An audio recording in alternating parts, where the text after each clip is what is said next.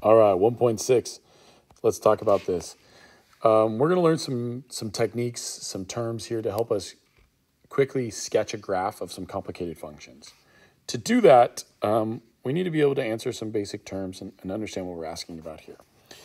And we have some questions about this polynomial that help you know what I mean. And really, I should have asked this one first. So let's talk about this one. What is the degree? A degree is simply the highest or largest exponent. That's all the degree is. So in this situation, the highest exponent is right here. It's 3, so the degree is 3.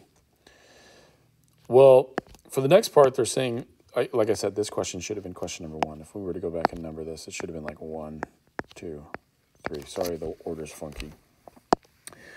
What degree is f of x? It's 3. The next question, what kind of polynomial is it? Well, we could say it's a trinomial, but I don't think that's what they care about here, because the thing that we need to know is whether or not this is an odd or even function, and that depends on the degree. The degree is odd, so we would say that this is a odd function or an odd polynomial. And then lastly, what is the leading coefficient? Well, the leading coefficient is the number in front of that highest degree, so the leading coefficient is positive 7. We need to know all those things. So over here, let's try this again now. What is the degree? Well, the degree is the highest exponent. The highest exponent is really just 1. So we would say the degree is 1. Therefore, what kind of polynomial is it? It's odd, because the degree is odd. And then the leading coefficient is negative 6. And there we go. All right, so that's just some terms that we need to be able to identify. The degree, whether it's odd or even, and what the leading coefficient is.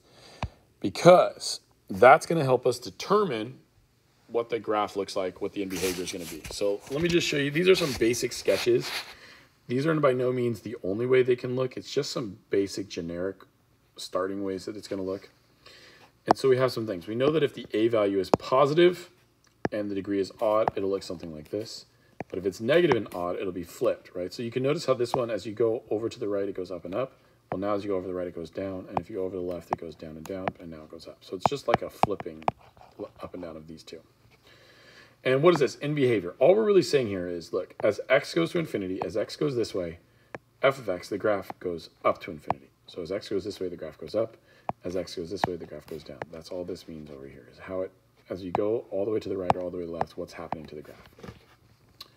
So then what if it's positive? What if we have a positive leading coefficient and an even degree? Well, it's going to look something like this. And that means as you go x positive or x negative, both are going to go up to positive infinity. And down here, what if it's a negative leading coefficient, but it's even? Now they're both going down, right? So as x goes either right or left, they both go down to negative infinity. This chart's going to help you because you're going to need to have some baselines of knowing what the graph looks like to be able to quickly sketch it. Okay. We're also going to know something about the zeros. So let's go to the next page. All right. So we got to just define some terms here. So the first thing we're going to talk about is what is multiplicity of zeros? Multiplicity, this is how many times our particular number is 0 for a given polynomial. And that seems strange. Like it could happen more than once. Yeah, technically it does happen more than once, even though we would only see it one time on a graph. So let's talk about this example. For example, in the polynomial function f of x, we have all of this going on. The 0, 3, right? We have a 0 here of 3, but it has a multiplicity of 4 because it would happen 4 times technically. The 0, 5 has a multiplicity of 1. It only happens once because it's just a 1 degree there. And 8 has a multiplicity of 2 because it's being squared, so it's going to happen twice. By the way, this function right here would be a 7th degree polynomial. How do I know it's 7? Because 4 plus 1 plus 2 equals 7. That's how you're going to find the degree when it's already factored. You're just adding up all these exponents. If they're all 1, if there was no exponents on any of these, it'd just be 1, 1, 1. It would be a 3rd degree. Okay, so it's a 7th degree polynomial, and we already know the leading coefficient too, if we think about it, because that's a 1, that's a 1, that's a 1, and if you multiplied all the leading coefficients together, you'd have 1, 1, 1. So you'd have a positive no matter what. So your leading coefficient is positive. So we could even say the leading coefficient is positive 1. All right, that gives us enough to have a basic idea of what this thing's going to look like based on our chart on the previous page. Okay. A couple other things, though, that we need to know about multiplicities. So although this polynomial has only 3 zeros, it will only cross the x-axis 3, 5, and 8. But we say that it has 7 zeros counting multiplicity. And instead of the graph going through these points, the graph will bounce off of each of the points and change direction. So when we have multiplicity, this isn't really multiplicity. You can't, I mean, 5 has a multiplicity of 1, not really. That's really just a single event. It's not really a multiplicity. But 3 is a multiplicity and 8 is a multiplicity because it happens more than once. When you have a multiplicity, it's going to bounce off. So I want to explain what that looks like. Let's take a look at this first one, and we'll get an idea of what we're talking about. So let's try to put it all together here. All right, we have a function here. What's the degree? Well, the degree, that should be pretty simple. It's the highest exponent, so that's 3. What's the leading coefficient? That's -1. So we know that it's odd, and we know that it's a negative leading coefficient. So based on that, we know the graph, a sketch of the graph should look something like this. Right, I'm getting this image from the previous page, right, when we said that the leading coefficient is negative and it's an odd degree. So now let's factor and solve it. So if I was to factor this out, I think I could factor a negative x out of everything. And if I was to do that, I'd have x squared minus 2x plus 1. And then I could star method this, and I would end up with -1 and -1. So I could say this is negative x times x minus 1 times x minus 1. Or I could say negative x times x minus 1 squared, right? Okay. So there's the factored version of this. Well, the reason why I want the factored version is it's very easy to find my zeros now. I can just take my individual factors and set them equal to 0. So like one of my zeros, I would just do this, and obviously multiply both sides by 0. There's my 0. The other one, I could take x minus 1 squared, set it equal to 0. If I square root both sides, I get x minus 1 equals 0. And I can say x equals +1.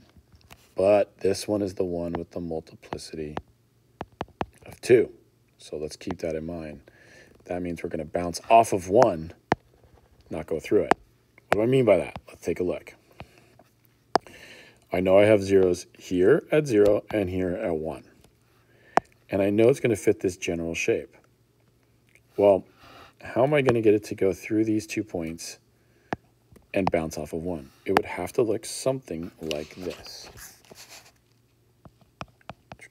Go through my normal 0, turn around, bounce off of 1, and then come back down.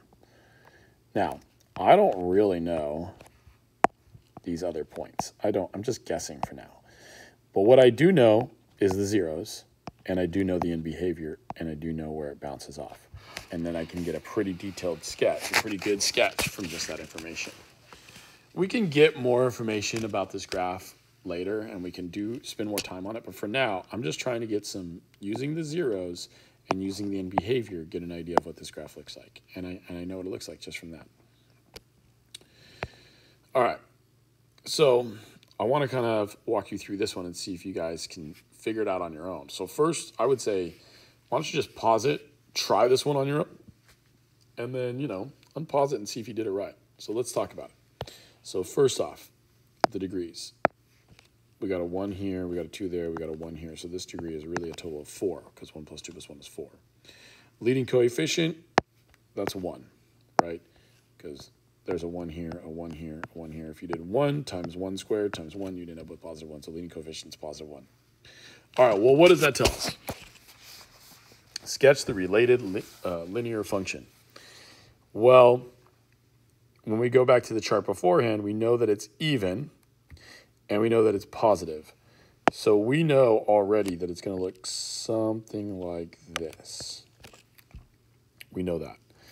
And it's already factored, so we can quickly say, yeah, we know there's a 0 at -2.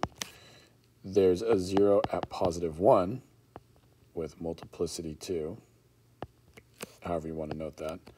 And then there's a 0 at -4. And we know that because it's just the opposite of each of these factors. That's all that is. All right, so let's plot that. I know that I have zeros do it in blue again, at -2 and -4 and at 1. But remember, this one, at +1, bounces off, right? So it's either going to go like this or like this. Well, based on this thing, we know that it's going to have this like bouncing upwards. And we know that it's going to start from up here, come down, go through these two. These ones it goes through, and then bounces off. So we're just going to sketch that. We're not going to be perfect.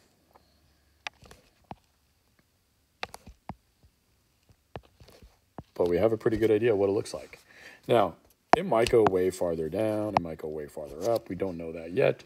But we have enough information to get it an accurate enough sketch. That's all we're trying to do for now. All right, let's go to the next page. Okay, on this one, I'm going to do a couple with you, and then I'm going to let you fill them out on your own. But let's take a look at number 1 and see what they want. A, describe the end behavior, and B, determine whether it's odd or even. Well, if we go to our chart, we should be able to tell really quickly.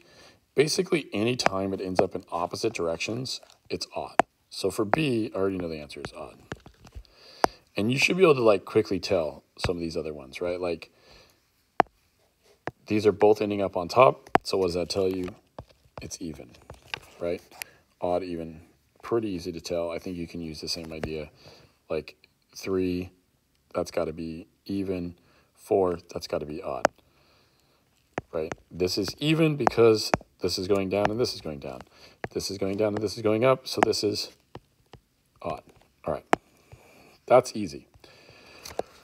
For end behavior, you're going to write it like this. You're always going to just say, hey, what happens as x approaches infinity? And what happens as x approaches negative infinity? Well, as x approaches positive infinity on this one, this way, the graph goes up and up and up. So that means f of x approaches positive infinity as well.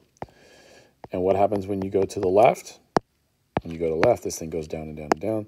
So f of x approaches negative infinity. That's all we mean by end behavior, just making that little list. What does this thing do at the end? So, number 2, we already determined it's even. So what happens as x goes to the right, and what happens as x goes to the left? As it goes to the right, f of x goes up forever to positive infinity. And as it goes to the left, f of x also goes up forever to positive infinity. And that's it. Okay? All right, I want you to just try to work out these other ones on your own. I already did 3B and 4B for you, but I think you guys can do these. I don't think it's going to be that tricky. Pause the video, work it out, and then unpause it when you're ready to check your work. Okay, so here's all the answers that I got. Check it over. But all I'm doing is saying, hey, this thing, as it goes to the right, it's going down forever. So that's going to negative infinity. As it goes to the left, it's going down forever. So that's going to negative infinity. And so those are all the answers I got. I know my infinities sometimes look a little ugly, but that's all you're really doing. You're just telling me whether it's going positive infinity or negative infinity. Now, there are some functions that don't end at infinity. Some of them like will have an asymptote, and they might end at like 5 or something like that. But for now, these are all ones that are just generic odd-even functions, and they have a pretty standard ending to either positive or negative infinity. All right, that's it for this video. We'll talk more about it in class. See you guys next time.